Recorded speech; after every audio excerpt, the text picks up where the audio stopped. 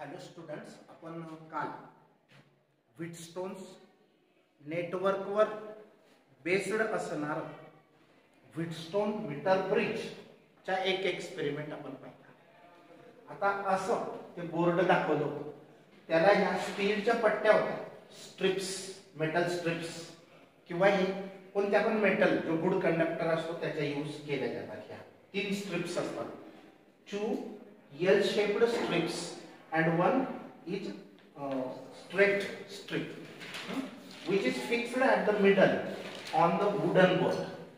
Again here wire A to C is a special nichrome or manganese or constant wire. Special purpose wire is used. At point A, battery positive terminal of the battery is connected and negative terminal to the key and key again to the rheostat. रेओस्टॅटचा हा terminal काय असतो, एक free असतो आणि हा adjust फिरवण्याचा जो होता ना, हा मूव्हेबल, याला व्हेरिएबल म्हणतात. हा कमी जास्त ऍडजस्ट करता येतो, याचा रेजिस्टन्स कमी जास्त करता येतो, काल सांगितलं होतं ते वायरचे. मग हा जॉकी, आता मागच्या फिगर मध्ये व्हीटस्टोनच्या फिगर मध्ये इथं गॅल्व्हनोमीटर होता. आता तो गॅल्व्हनोमीटर ह्या एक्सपेरिमेंट मध्ये केल्विन्स मेथड मध्ये इथं लावलेला आहे. फरक आहे, कालच्या फिगर मध्ये काय होतं की इथं गॅल्व्हनोमीटर होता आणि इथे एक्स म्हणजे अननोन रेजिस्टन्स होता. अननोन म्हणजे जो फाइंड करायचा आहे, ज्याची व्हॅल्यू आपल्याला माहित नाही, ती माहिती करायची एक्सपेरिमेंटने. आणि इथं रेजिस्टन्स बॉक्स होता. आता बॉक्स असा असतो की त्याच्यात मेनी कीज असतात. 1 ohm, 5 ohm, 20 ohm, 50 ohm, 100 ohm. जी की काढली तुम्ही 50 ओहमची काढली तर याच्या इन बिटवीन तितका रेजिस्टन्स क्रिएट होतो किंवा मानला जातो. तितकी व्हॅल्यू, ती आर ची व्हॅल्यू असते, त्याला रेजिस्टन्स बॉक्स म्हणतात. जी की काढली, जितक्या तिथं लिहिलेलं असतं, 20 ओहमची काढली तर 20 ओहम रेजिस्टन्स इथे. मग याला ऍडजस्ट करायचं आणि इथे एक्स होता आणि हा गॅल्व्हनोमीटर ला जॉकी जोडलेली एक वायर. अशी जॉकी म्हणजे मेटॅलिक रॉड असतो छोटासा आणि तो या वायरवर असा टच करायचा असतो आणि एक ठिकाणी अशा ठिकाणी थांबायचं की जिथं where the galvanometer shows 0 deflection, that point is called as D point. आणि मग डी इथं एक स्केल असते, पट्टी असते, ती तुम्ही पाहिली 100 सेंटीमीटरची पट्टी असते स्केल. तर तो डी मिळताच इकडची लेंथ फाइंड आउट करतात. हा जर 51 असेल तर इकडची रिमेनिंग किती असेल, 50, कारण दोघांची सम. याला आपण एलएक्स घेतलं होतं, एक्स साइडला, एक्स रेजिस्टन्सच्या साइडला जी लेंथ आहे एलएक्स आणि ही एलआर, बरोबर. एक सुटेबल रेजिस्टन्स, हे सगळं अरेंजमेंट झाल्यानंतर की ऑन करायची, एक सुटेबल रेजिस्टन्स रिमूव्ह करायचे इथून 20, 30, 50, 40 जो असेल तो एकच. आणि मूव द जॉकी और tap the jockey, touch the jockey of this wire AP, on this wire AC and stop there where the galvanometer shows 0 deflection. Such point D, to the left of the D, Lx distance is measured because scale is already fixed and LR distance is measured. मग असा जो practical होता त्याच्यावरून मग असा formula तयार केला होता, x/r. तर x ची व्हॅल्यू इथं आपण फाइंड केली होती. आता तोच ब्रिज वापरायचा पण केल्विन नाही. आता ती जी मेथड होती ती नल डिफ्लेक्शन मेथड होती. ही जी मेथड आहे ही इक्वल डिफ्लेक्शन मेथड आहे, इक्वल. आता ही केल्विन्सची मेथड आहे. Kelvins is the name of scientist who give the method or explained the method to find the resistance of the galvanometer. ह्या गॅल्व्हनोमीटरचा रेजिस्टन्स पण काढता येतो असं केल्विनने त्याच ब्रिज वरून एक डिस्कवरी केली आणि त्या व्हीटस्टोनच्याच मीटर ब्रिज वापरला. फक्त फरक मागच्या फिगर मध्ये आणि ह्या फिगर मध्ये काय आहे, इथं जो जी होता आणि इथं एक्स होता, तर एक्सच्या जागेवर जी लावला आणि जॉकीची वायर डायरेक्ट टच केली. एवढाच फरक आहे, बाकी काहीच नाही, बाकी सेम आहे सारखं. मग ह्या गॅल्व्हनोमीटरचा रेजिस्टन्स फाइंड करायचे आपल्याला केल्विन्स मेथडने. Describe Kelvins method to determine the resistance of galvanometer by using a meter bridge. Okay, हे आपण बघणार आहे. पण त्याच्या अगोदर हा एक्सपेरिमेंट करताना काहीतरी एरर्स तयार होतात, म्हणजे त्रुटी, म्हणजे आपली रीडिंग करेक्ट येत नाही, म्हणजे आपण चुकीचं मेजर करतो असं नाही. तो प्रॉब्लेम इन्स्ट्रुमेंटचा आहे आणि त्याला म्हणतो आपण सोर्सेस ऑफ एरर, की कुठे एरर होण्याची शक्यता आहे. State the sources of error. Sources म्हणजे एरर कुठे निर्माण होतील, चुकीचं कुठं होण्याची शक्यता आहे. And in a meter bridge experiment म्हणजे कालच्या एक्सपेरिमेंटचे, and explain how can they be minimize. त्यांना कमी कसं करता येईल, चुका कमी कशा करता येतील त्या प्रॅक्टिकल मध्ये. ते प्रॅक्टिकल मी आताच सांगितलं अगोदर. काय होतं, इथे एक्स होता आणि इथे गॅल्व्हनोमीटर होता आणि मग नंतर जॉकी टच करायचा. Where the galvanometer shows zero deflection or null deflection, null means zero, there you have to stop to find D. Once you find D, measure this leg and this leg, note down, and by formula of X you can determine the unknown resistance X. आता where sources of errors म्हणजे mistake होण्याची काय कुठे शक्यता असते, तर ही जी wire असते ही uniform असायला पाहिजे. काही वेळेला कंपनी बनवून देते, आपण काही घरी बनवत नाही, पण ती एखाद्या ठिकाणी जाड, कुठं बारीक, म्हणजे तिचा क्रॉस सेक्शन जो आहे, क्रॉस सेक्शन म्हणजे काय, ही वायरच्या हा प्रत्येक ठिकाणी जो डायमीटर तो सेम पाहिजे, युनिफॉर्म क्रॉस सेक्शन याचा. तर बघा, the cross section of the wire, कोणती wire, AC wire, may not be uniform. ती युनिफॉर्म नसेल तर मिस्टेक होऊ शकते, एरर होऊ शकते. मग ती कशी असली पाहिजे, शुड बी युनिफॉर्म. बरोबर. दुसरी गोष्ट, the ends of the wire are solder. इथे ना वायर नट बोल्ट नाही तर सोल्डर केलेली असते. सोल्डर म्हणजे डाग, माहिती तुम्हाला, डाग देतात मेटलच्या. तर the ends of the wire are solder. या वायरचे जे एंड आहे इथं ते सोल्डर केलेले असतात. आणि मग होतं काय, टू द मेटॅलिक स्ट्रिप. या मेटॅलिक स्ट्रिपला हे सोल्डर केलेले असतात, where contact resistance is developed. आणि तो मेटल गन मेटल चिपकवलेला असतो, त्याच्यामुळे अजून एक्स्ट्रा रेजिस्टन्स वाढतो. दॅट कॉन्टॅक्ट रेजिस्टन्स त्याला म्हणतात. काय म्हणतात, कॉन्टॅक्ट रेजिस्टन्स इज डेव्हलप्ड, निर्माण होतो, which is not taken into account. आणि तो आपल्या हिशेबामध्ये, फॉर्म्युल्यामध्ये काही गणती केला जात नाही. तो पण गणती करायला पाहिजे, ऍक्च्युअली तो केला जात नाही. आणि the measurements of LX and LR may not B accurate. कधी कधी LX आणि LR च्या मेजरमेंट आपण ॲक्युरेट घेत नाही, 1 सेंटीमीटर इकडे तिकडे करून टाकतो. मग आता टू मिनिमाइज द एरर्स, हे एरर्स तिघं व्हायला नको, म्हणून आपण काय करायचं, तर बघा, the value of capital R is so chosen और सो ऍडजस्टेड. हा R एकदा 20 च्या कडून बघायचा, नंतर जॉकी टच करायचा आणि तो नियरली 30 यांच्या दरम्यान यायला पाहिजे.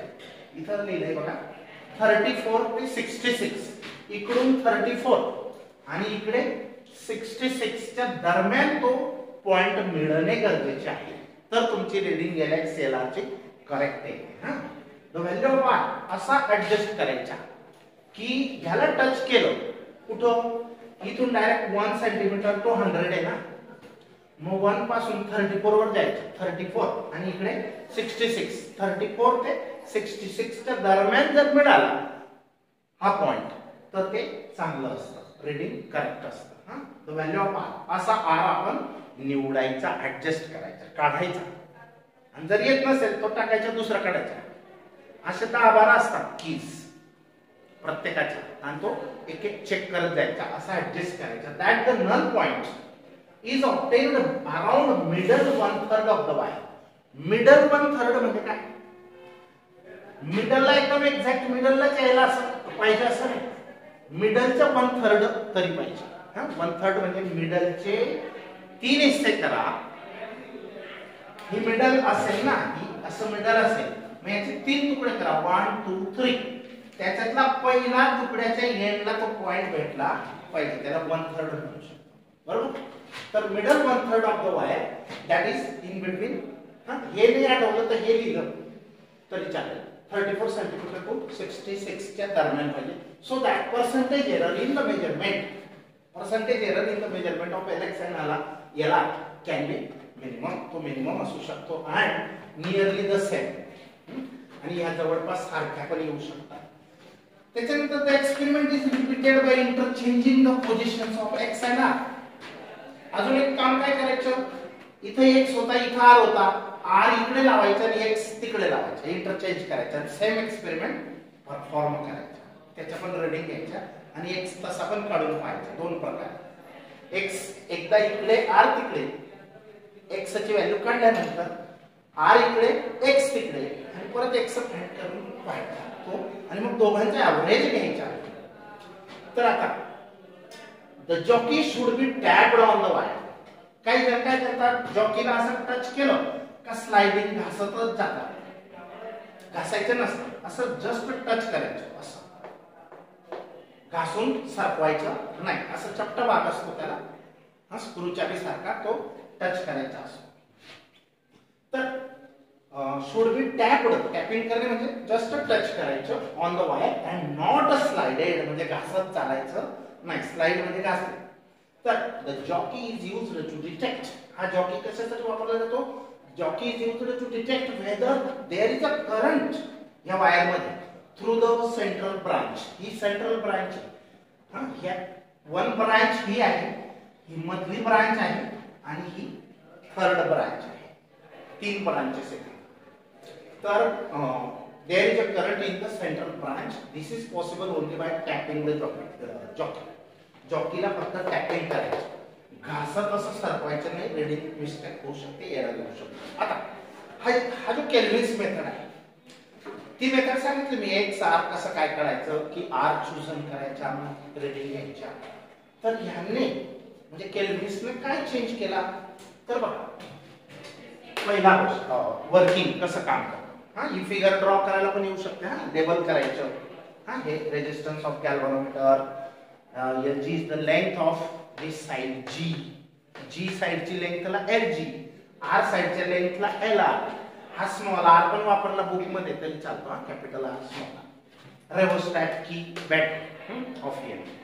तर the galvanometer whose resistance G, galvanometer ज्याचा रेजिस्टन्स G फाइंड करायचा आहे, इज टू बी डिटरमाइंड म्हणजे शोधायचा आहे. is connected in left gap, त्याला लेफ्ट गॅप मध्ये लावतात. अँड R म्हणजे रेजिस्टन्स बॉक्स कुठं, in the right gap. Left gap, right gap काल सांगितलं होतं. तर आता a suitable resistance is taken in the resistance box. He procedure या प्रॅक्टिकल करायची. A suitable resistance is taken in the resistance box. या resistance box मधून एक सुटेबल रेजिस्टन्स निवडायचा. तो निवडल्यानंतर आपल्याला योग्य रीडिंग 34 ते 66 च्या दरम्यान येत आहे की नाही चेक करायचं. नाही येत असेल त्याला परत टाकायचा, दुसरा काढायचा, असा निवडायचा. 10-12 असतात त्यांच्यापासून मधून चेक करत जायचं. तर is taken in the resistance box. The current is the sent round the circuit. Current केव्हा सेंट होईल, की चालू केली, की क्लोज केली. The current is the sent round the circuit by closing key close करणे म्हणजे चालू करणे. Without touching the jockey touch करायचा नाही. अजून इथून एक रेजिस्टन्स काढायचा, जॉकी टच करायचा नाही. Without touching the jockey at any point of the wire the deflection in the galvanometer is observe. काय केलं बघा, हा पॉइंट मेन. इथून एक सुटेबल रेजिस्टन्स काढला, अगोदर सगळं कनेक्ट करून घेऊ. बटन ऑन केलं की क्लोज केलं, एक रेजिस्टन्स काढला. तर ह्या गॅल्व्हनोमीटर कसं असतं माहिती ना, इथं 0 असतो, इथं 10, 20, मग इकडे 30, तसंच इकडे पण 10, 20, 30. गॅल्व्हनोमीटरचा 0 मध्ये असतो. लक्षात ठेवा, गॅल्व्हनोमीटरचा 0 सेंटरला असतो आणि तिकडे किंवा इकडे दोघं साईडला तो लेफ्ट, दोन scale, left scale, right scale. तर की क्लोज केल्यानंतर एक सुटेबल रेजिस्टन्स काढल्यानंतर की क्लोज केली, की क्लोज केल्यानंतर गॅल्व्हनोमीटरचं डिफ्लेक्शन कुठं पाहिजे हे बघा 3 टप्पे, मग नियरली 2/3 किंवा कुठं पाहिजे the deflection in the galvanometer is observe, म्हणजे जनरली याचं डिफ्लेक्शन इथं कुठंतरी पाहिजे, हा पॉइंट हे ऑब्झर्व केलं. समजा हे 15 वर आहे, किती 15 वर आहे हा पॉइंट, हा हे ऍडजस्ट केलं, काय केलं की क्लोज केली, remove some suitable resistance so that galvanometer gives the deflection, असा कुठेतरी फिक्स पॉइंटला आणि तो लक्षात ठेवायचा. हा समजलं काय, हा suitable resistance is taken from the resistance box, the current is set, म्हणजे एक रेजिस्टन्स काढायचा की चालू करायची, is sent through the circuit by closing the key without touching the jockey, जॉकीला टच करायचा नाही, आज तो बाहेरच दुसरीकडे पडून द्यायचा. हा at any point of the wire touch करायचा नाही. the deflection in the galvanometer is observed, हा फिरून जाईल, डिफ्लेक्शन दाखवेल आणि ते ऑब्झर्व केलं म्हणजे पाहिलं. ते सपोज 15 ला 0 ते 30 च्या मिडल आहे ना, 15 कसं आहे 0 to 30 च्या मध्ये आहे असं मानून, हा 15 आहे. The rheostat is adjusted to get suitable deflection around 2/3 of the range. नंतर rheostatला ऍडजस्ट करायचा. आता rheostatला असं ऍडजस्ट करायचं की to get a suitable deflection around 2/3 of the range. 2/3 म्हणजे 0 to 30 ही जी रेंज आहे, हा हिचे 3 टप्पे करा, 0 to 10, 10 to 20, 20 to 30. मग या 3 तुकड्यांपैकी 2 तुकड्यांवर म्हणजे 20 वर तो डिफ्लेक्शन पाहिजे. 2/3 चा अर्थ काय झाला, 3 तुकड्यांपैकी 2 तुकड्या, 2/3 चा अर्थ हे 3 टप्पे आहेत ना, 0 ते 10, 10 ते 20, 20 ते 30, त्याचं 2/3 म्हणजे 20 वर पाहिजे. असा मी 15 सांगितलं होतं, 2/3 पाहिजे. मग असा रेओस्टॅट सरकवायचा, ऍडजस्ट करायचा. अजून जॉकी टच केला नाही, काय केलं सुटेबल रेजिस्टन्स काढला, की चालू केली, या गॅल्व्हनोमीटरचं डिफ्लेक्शन कुठे 15 वर होतं, याला ऍडजस्ट केलं कसं 2/3 म्हणजे 20 वर त्याला ऍडजस्ट केलं. हा लक्षात द्या, दुसरी स्टेप झाली. तिसरी स्टेप काय करायचं बघा, now the jockey is tapped at different points. आता जॉकी उचला आणि या एसी वायरला टच करा, हा the wire at a point D, आणि हा पॉइंट डी असा शोधायचा for which the galvanometer shows no change in the deflection. म्हणजे असा पॉइंट एक यांच्यामध्ये आहे की जिथं हा जॉकी टच केला तिथं तो 20 दाखवेल, टच करून सुद्धा 20 दाखवेल, आणि टच न करता आपण हे ऍडजस्ट करून 20 सेट केलेलं होतं, तिथं पण तो 20 दाखवेल. म्हणजे टच केल्यावर पण 20 आणि विदाउट टचिंग पण 20, याला म्हणतात इक्वल डिफ्लेक्शन मेथड.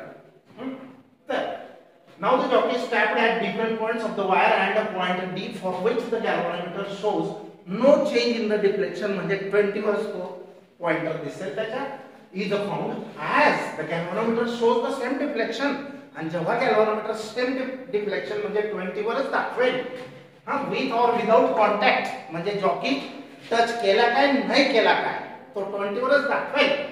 हा between points B and D, B आणि डी या पॉइंटच्या दरम्यान तो जॉकी आहे. These two points must be equipotential points. याचा अर्थ काय झाला की बी आणि डी हे पॉइंट्स मस्ट बी इक्विपोटेन्शियल, म्हणजे तिकडचं करंट इकडे डायरेक्ट येत नाही, ते असं फिरतंय.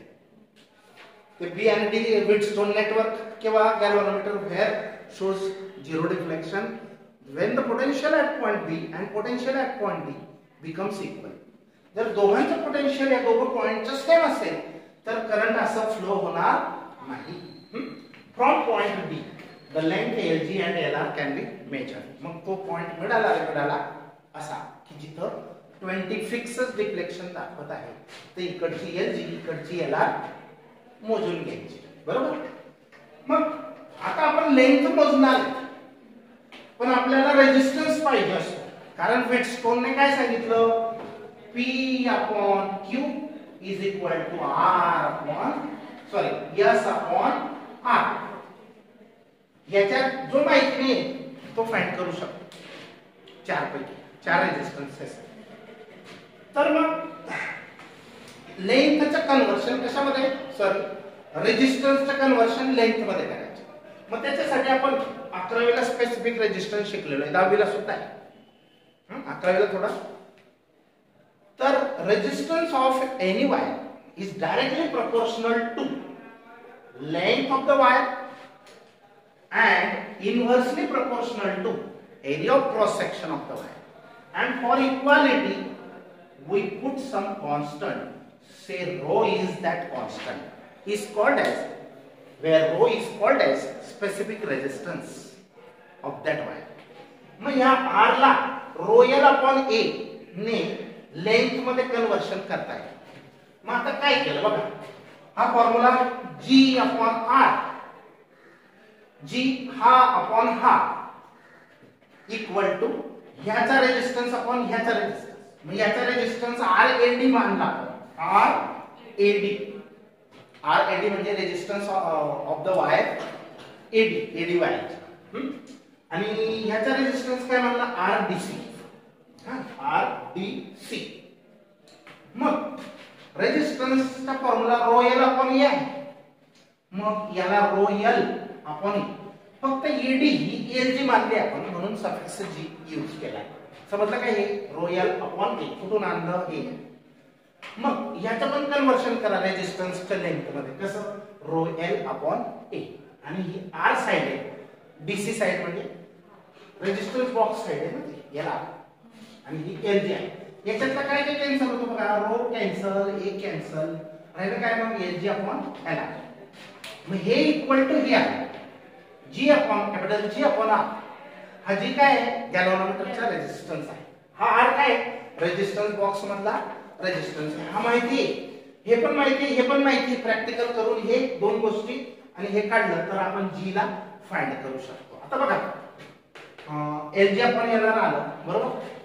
आता LG प्लस LR दोघांची सम नेहमी 100च असते.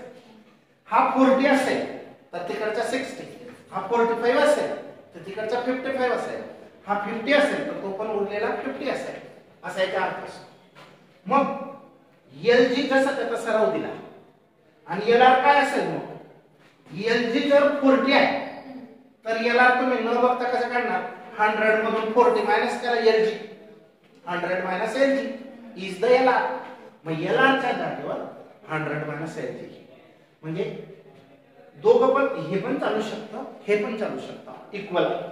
मग हे जसंच्या तसं हा R इकडे मल्टिप्लाय केला याला ब्रॅकेटला, आणि G can be formed. This is the, using this the unknown resistance of the galvanometer can be determined. Okay, now we'll stop.